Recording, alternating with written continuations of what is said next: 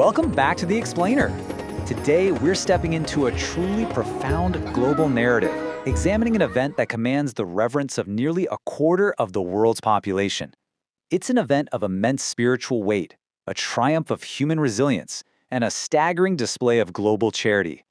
Today, we are exploring Eid al-Adha, globally renowned as the Festival of Sacrifice.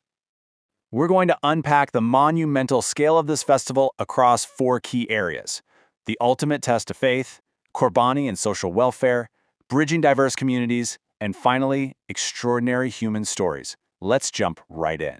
Part 1. The ultimate test of faith. The historical anchor of it all. To truly grasp the sheer gravity of this worldwide event, we need to travel back thousands of years. You see, Eid al-Adha literally translates to the Festival of Sacrifice. But what exactly is being sacrificed? Well, the roots of this festival commemorate the ultimate test of faith faced by Prophet Abraham, who you might recognize as Abraham in the broader Abrahamic traditions. It is, at its absolute core, a foundational story of absolute devotion. Picture this. Thousands of years ago, the command was given. In a profound act of submission, Prophet Ibrahim was commanded by God to sacrifice his beloved son. And he stood ready. He was entirely willing to fulfill this unimaginable act of loyalty. But then, moments later, God intervened. He stopped the sacrifice, replacing the boy with a ram. This single, pivotal moment established a timeless bedrock of faith and selflessness. And that exact legacy, that forms the very foundation of Eid al-Adha today. Which brings us to Part 2. Qurbani and social welfare, a global mechanism. For nearly 2 billion Muslims worldwide, this day represents a profound spiritual renewal. And it's all anchored by the tradition of Qurbani, the sacred sacrifice of livestock. But listen, Qurbani goes far, far beyond mere ritual. It fundamentally mandates charity. It actually transforms a deeply personal act of religious devotion into a tangible, life-saving mechanism for the wider community. Here's how it works.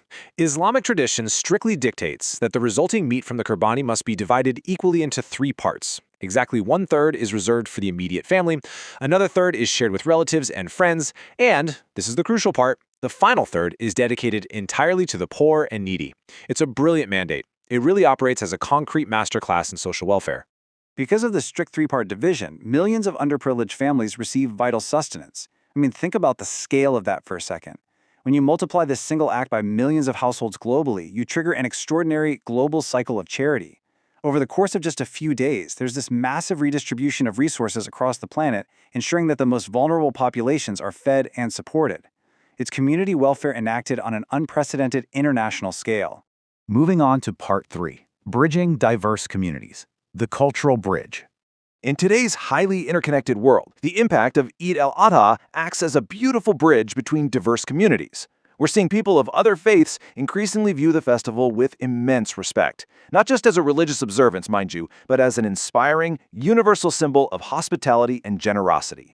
And this inevitably fosters true interfaith harmony on a global scale.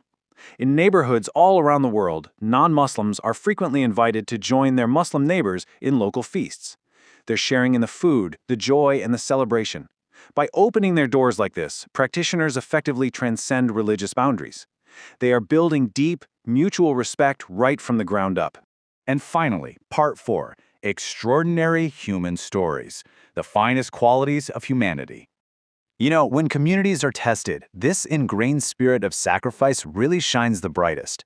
In recent years, we've seen entire Muslim communities living in devastatingly flood-hit regions selflessly choose to donate their entire Eid budgets directly to emergency relief funds, therefore going celebratory clothing just to help those in dire need. And what's truly amazing is how this generosity is beautifully reciprocated. Take Western cities, for example. During sudden torrential rains that flooded local mosques, non-Muslim neighbors have actually united to safeguard local parks just to ensure the community had a dry, protected place for their Eid prayers. These moments, they prove beyond a shadow of a doubt that the core message of Eid al-Adha consistently brings out the absolute finest qualities of human resilience, empathy, and unity.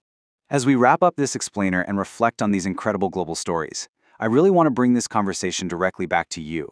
For those of you watching, what are your defining moments from this year's Eid in 2026? Or maybe, do you have an unforgettable, heartwarming experience from a past year that's just stayed with you ever since? We invite you to share your beautiful stories, your perspectives, and your personal experiences in the comments section below. Let's keep that spirit of community going right here. Thank you for joining me to unpack the immense cultural and spiritual significance of this global event. Keep seeking, keep learning, and I'll see you in the next explainer.